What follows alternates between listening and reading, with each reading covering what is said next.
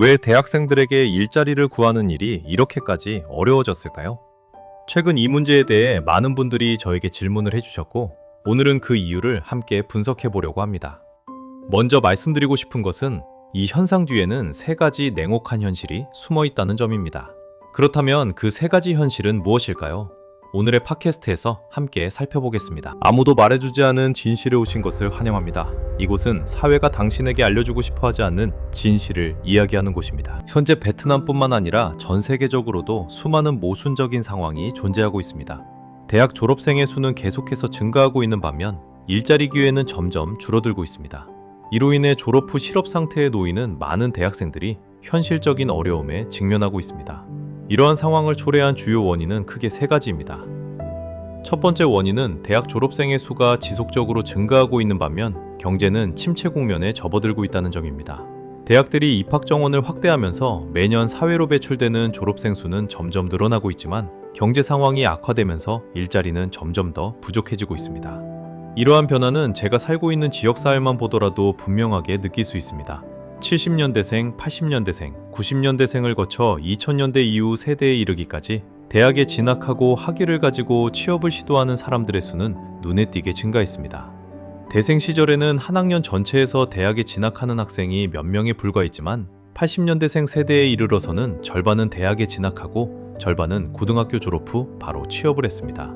플래시라이트 90년대생 세대가 되면 대학에 진학하지 않는 사람은 극소수에 불과했고 2000년대 이후 세대에 이르러서는 거의 대부분이 대학에 진학하게 되었습니다. 따라서 첫 번째 원인으로 반드시 짚고 넘어가야 할 점은 대학 졸업생의 수가 지나치게 많아졌다는 사실입니다. 그리고 대학은 직업학교가 아니라는 점을 분명히 인식해야 합니다. 대학은 직무기술을 바로 가르치는 곳이 아니라 기초지식과 사고의 틀을 제공하여 스스로 직업 역량을 쌓을 수 있도록 돕는 곳입니다. 그렇기 때문에 대학을 졸업했다고 해서 곧바로 취업이 보장된다고 생각해서는 안 됩니다. 그것은 단지 필요 조건일 뿐이며 노동시장에 발을 들이는 순간부터 진정한 경쟁은 그때부터 시작됩니다. 스태트남에서는 매년 배출되는 대학 졸업생 수가 매우 큰 규모에 이르고 있지만 일자리의 수는 이를 따라가지 못하고 있습니다. 이로 인해 졸업 후 실업률은 계속해서 증가하고 있습니다. 과거에는 대학에 진학하는 것 자체가 매우 어려웠고 극소수의 학생만이 그 기회를 가질 수 있었습니다. 그러나 교육 규모가 확대되면서 현재는 대학 합격률이 크게 높아졌고 그 결과 졸업생이 과도하게 쏟아지는 상황이 되었습니다. 여기에 경기 침체와 일자리 부족이 겹치면서 이는 하나의 심각한 위기로 이어지고 있습니다. 두 번째 원인은 사회적 자원의 배분이 왜곡되어 있다는 점입니다. 사회가 실제로 필요로 하는 많은 직종들이 오히려 신입 졸업생들의 선택을 받지 못하고 있습니다. 예를 들어 많은 공장에서는 비교적 높은 임금을 제시하며 인력을 필요로 하고 있지만 많은 젊은이들은 이러한 환경에서 일하기를 꺼립니다. 여전히 사무직이나 대기업에서 일하는 것이 이상적인 직업이라고 여겨지는 반면 공장에서 일하는 것은 학력이 낮거나 기대에 못 미치는 선택으로 인식되는 경우가 많습니다. 여기에 더해 장시간 근무와 비교적 까다로운 근무 환경 역시 젊은 세대가 이러한 길을 선택하지 않게 만드는 요인이 되고 있습니다. 일본이나 많은 서구 국가들에서는 초등교육 단계부터 아이 개개인의 능력과 재능을 개발하는 데 중점을 둡니다. 이를 통해 사회는 아이들의 역량을 비교적 이른 시기부터 정확하게 파악할 수 있습니다. 일본의 경우 많은 초등학교가 반일 수업을 운영하며 나머지 시간에는 스포츠나 노래, 미술, 예술과 같은 특기 교육을 제공합니다. 이후 중학교에 진학하면 각자의 능력에 따라 적합한 교육 과정을 선택하게 됩니다. 일본의 학교 축구 시스템이 발달한 것도 그 대표적인 예입니다. 초등학교부터 중고등학교에 이르기까지 대부분의 학교에 축구부가 존재하며 스포츠에 재능이 있는 아이들은 어릴 때부터 발굴되고 체계적으로 육성됩니다. 짠 중고등학교 단계에서 인문 학문 계열을 선택한 학생들은 수학, 물리, 화학, 국어, 외국어 등의 과목을 보다 심화하여 학습하게 됩니다. 이러한 구조 덕분에 사회 전반의 취업 기회 역시 비교적 고르게 분포됩니다. 특정의 금융, 은행 분야로만 몰리거나 몇 년 뒤에는 수천, 수만 명이 동시에 은행에 지원하는 현상은 거의 발생하지 않습니다. 마케팅이나 전자상거래 분야 역시 마찬가지입니다. 이처럼 조기 교육 방향 설정은 개인의 재능을 발전시키는 데 그치지 않고 수십 년에 걸친 진로 선택에도 영향을 미쳐 사회 전체의 취업 부담을 줄이는 역할을 합니다. 세 번째 원인은 사회의 발전 속도가 지나치게 빠르며 교육과 현실 사이의 괴리가 점점 커지고 있다는 점입니다. 현재 교육 시스템과 노동 시장은 점점 서로 분리되고 있습니다. 과거에는 정보기술, 디자인, 건축과 같은 분야가 큰 인기를 끌었지만 학생들이 졸업할 무렵에는 이미 해당 산업이 포화 상태에 이르거나 성장세가 둔화되는 경우가 많습니다. 반면 반도체 기술이나 재생에너지와 같은 신흥산업은 인력 부족을 겪고 있습니다. 그러나 이러한 산업 역시 몇 년 후에도 포화 상태에 이르지 않을 것이라고 단언할 수는 없습니다. 태반바지 변화하는 노동시장을 따라가지 못하는 문제는 매우 심각합니다. 학생들이 대학 4년 동안 배운 내용은 실제 취업 현장에서 더 이상 적합하지 않거나 활용도가 낮은 경우가 많습니다. 이로 인해 많은 졸업생들이 전공과 무관한 직종으로 취업하거나 전혀 새로운 기술을 처음부터 다시 배워야 하는 상황에 놓이게 됩니다.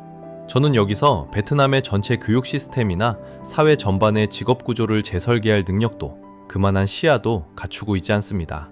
이는 거시적 차원의 정책 결정자들이 고민해야 할 문제이며 각 국가마다 서로 다른 환경과 발전 조건을 가지고 있다는 사실 또한 인정해야 합니다. 일본이나 서구 사회에도 분명한 한계와 문제점이 존재하며 베트남 역시 나름의 강점과 장점을 가지고 있습니다. 민많은 압박 속에서도 베트남 정부는 졸업 후 역량 있는 청년들을 지원하고 기회를 제공하는 데 비교적 잘 대응하고 있습니다. 그럼에도 불구하고 이 팟캐스트에서는 문제를 제기한 이후 개인의 관점에서 적용할 수 있는 작은 해법들을 제시하고자 합니다. 이는 어디까지나 개인적인 의견이며 사회 전체를 위한 해답이 아니라 각 개인에게 조금이나마 도움이 되기를 바라는 목적임을 분명히 말씀드립니다. 수많은 사람들이 몰려 이력서를 제출하거나 경쟁이 극도로 치열한 일자리에 무작정 뛰어드는 상황에서 벗어나고 싶다면 가장 먼저 해야 할 일은 바로 자신의 사고방식을 바꾸는 것입니다. 솔직히 말해 지금 이 순간에 단 한 편의 팟캐스트만으로 당신의 사고방식을 완전히 바꾸는 것은 불가능합니다. 한 사람의 생각을 뒤흔드는 일은 결코 쉬운 일이 아닙니다. 그저 이 이야기를 듣고 느끼고 그 안에서 스스로에게 하나의 조언이라도 건져낼 수 있다면 그것만으로도 충분한 의미가 있습니다. 가점 버려야 할 생각은 대학을 졸업하면 곧바로 취업시장에서 압도적인 우위를 갖게 된다는 믿음입니다. 앞서 언급한 첫 번째 원인을 다시 떠올려 보세요. 대학 졸업장이라는 것은 단지 필요 조건일 뿐입니다. 학교를 떠나는 순간 당신은 곧바로 수백만 명의 경쟁자들과 일자리와 돈을 두고 경쟁해야 합니다. 정리하자면 대학 졸업장은 결코 통행권이 아닙니다. 그것은 단지 당신이 사회 속에서 어떤 종류의 지식에 접근해 왔는지를 보여주는 하나의 정보에 불과합니다. 돈을 벌고 싶다면 반드시 하드 스킬을 배워야 합니다. 기술 역량은 크게 세 가지로 나눌 수 있습니다. 하드 스킬이 40%, 소프트 스킬이 40%, 그리고 도구형 스킬이 20%를 차지합니다. 좀 더 구체적으로 설명하자면 하드 스킬이란 측정, 평가, 훈련이 가능한 전문 지식과 기술을 의미합니다. 이는 학교 교육, 각종 훈련 과정, 혹은 실제 업무 경험을 통해 습득할 수 있는 기술들입니다. 시험이나 자격증을 통해 객관적으로 검증할 수 있으며 문서나 자격증 형태로 명확히 기록됩니다. 대부분의 경우 특정 직무를 수행하기 위한 필수 조건이 되며 예를 들어 영상 촬영 및 편집, 자동차 수리, 회계 실무, 금융 업무 등이 이에 해당합니다. 적역량으로 조직 내에서 효과적으로 일하고 상황을 처리하며 타인과 소통하는 능력을 말합니다.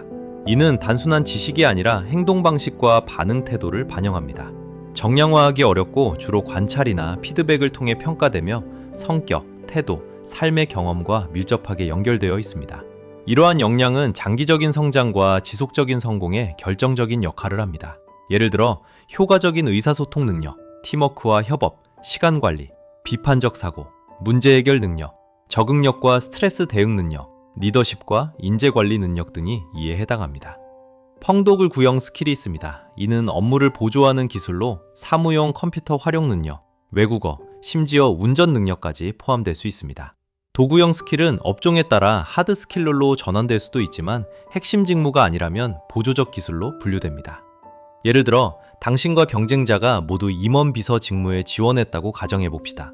전문성, 외모, 전반적인 역량이 모두 비슷한 상황에서 경쟁자 한 명이 당신보다 운전을 할 수 있다는 점 하나만 더 갖추고 있다면 고용주는 누구를 선택할까요?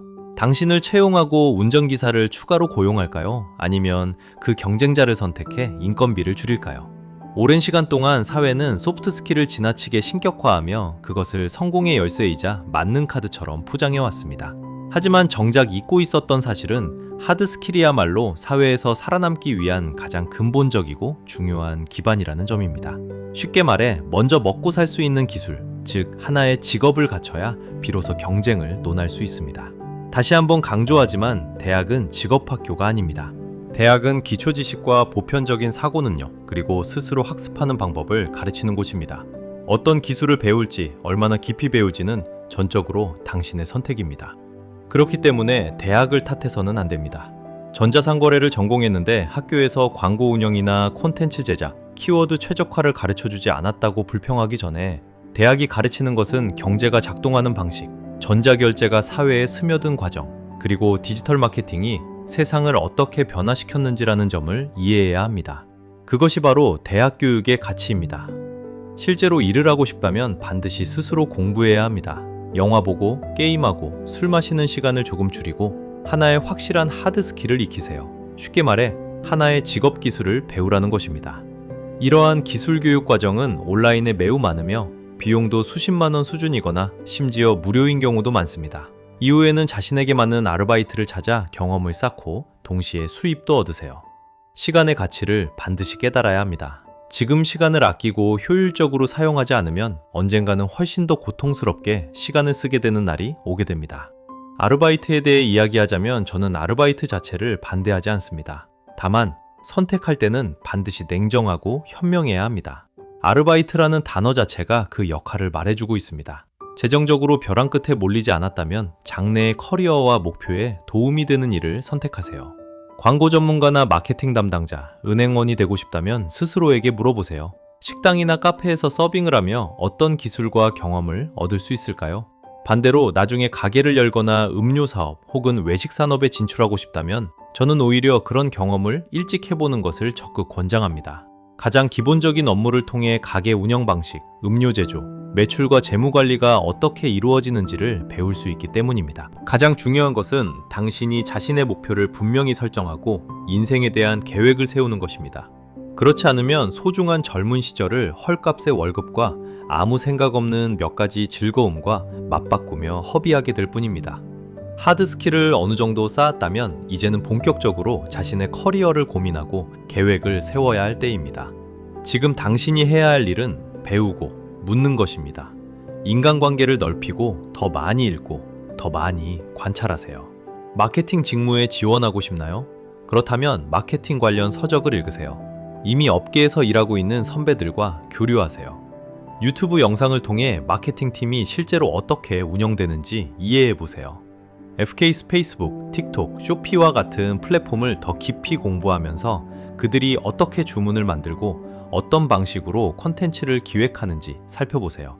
스스로 탄탄한 지식 기반과 충분한 인적 네트워크를 구축해야 합니다. 디스컨텐트에서 인맥이 없다면 살아남기란 매우 어렵습니다. 오늘날의 경제는 연결의 경제입니다. 연결이 없다면 수많은 불리함을 감수해야 합니다. 사람들은 이렇게 말하곤 합니다. 좋은 회사를 찾지 말고 좋은 상사를 찾아라. 사람과 사람 사이에서 이루어지는 직접적인 조언과 지도는 가장 빠르고 효과적인 학습 방식입니다. 실력 있는 전문가에게서 배우고 과거에 함께 일했던 상사에게서 배우고 학교나 동아리에서 만난 선배들에게서 배우세요. 혹은 업계에서 만날 수 있는 어떤 전문가라도 좋습니다. 주저하지 말고 움츠러들지 말고 쓸모없는 인간관계에 시간을 낭비하지 마세요. 진정으로 당신에게 도움이 될 수 있는 사람들과의 만남과 대화를 통해 자신의 사고를 단련해야 합니다. 현재 저는 10명 이상의 인원이 함께 일하는 작은 비즈니스를 운영하고 있으며 제 채용 방식은 매우 단순합니다. 핵심은 단 두 글자, 바로 테스트입니다. 저는 지원자의 전공을 크게 신경 쓰지 않습니다. 제가 보는 것은 단 하나입니다. 즉 그 사람이 실제로 만들어낸 결과물이 무엇인지, 그것이 현재의 업무와 잘 맞는지, 그리고 그 사람의 관심사와 열정이 제가 하는 일과 얼마나 닮아 있는지입니다. 이러한 요소들이 맞는다면 테스트를 진행합니다. 테스트를 가장 잘 수행한 사람이 곧 가장 적합한 인재입니다. 학력이나 전공, 성적을 따질 필요도 없습니다. 오직 결과만 봅니다. 그렇게 저는 제 팀에 맞는 인재를 꾸준히 만들어 왔습니다. 반드시 기억하세요. 하드 스킬이 최우선입니다. 하드 스킬이 탄탄하다면 이미 승부의 70%는 잡은 것입니다. 실질적 내용이 없는 수많은 소프트 스킬 강의에 너무 일찍 집착하지 마세요. 하드 스킬이 충분하지 않다면 먼저 스스로를 먹여 살릴 수 있는 하나의 직업 기술을 갖추는 것이 우선입니다. 하드 스킬이 있다면 당장 부자가 되지는 않더라도 결코 막다른 길에 몰리지는 않을 것입니다. 마지막으로 하고 싶은 말이 있습니다. 사회의 자원은 한정되어 있고 기회 역시 한정되어 있습니다. 더 이상 시간을 낭비하지 마세요. 자신의 꿈과 커리어를 차근차근 쌓아가세요. 탄탄한 개인 프로필을 준비하세요. 당신이 1학년이든 2학년이든 졸업을 앞두고 있든 혹은 이미 사회에 나와 몇 년을 일했지만 여전히 불안함을 느끼고 있든 너무 걱정하지 않아도 됩니다. 사람은 스스로 아직 충분하지 않다고 느낄 때 비로소 불안해지는 법입니다. 그리고 기억하세요. 당신 자신이야말로 가장 엄격하고 가장 공정한 채용 담당자입니다. 두려워하지 마세요. No reach all, 주도적으로 움직이세요. 오늘의 팟캐스트를 끝까지 들어주셔서 감사합니다. 이 내용이 당신에게 가치가 있었다면 좋아요와 공유 그리고 구독으로 응원해주세요. 앞으로도 당신의 성장 여정에 도움이 될 수 있는 많은 팟캐스트 에피소드가 이어질 예정입니다. 그럼 여기까지입니다. 안녕히 계세요. 다음에 다시 만나요.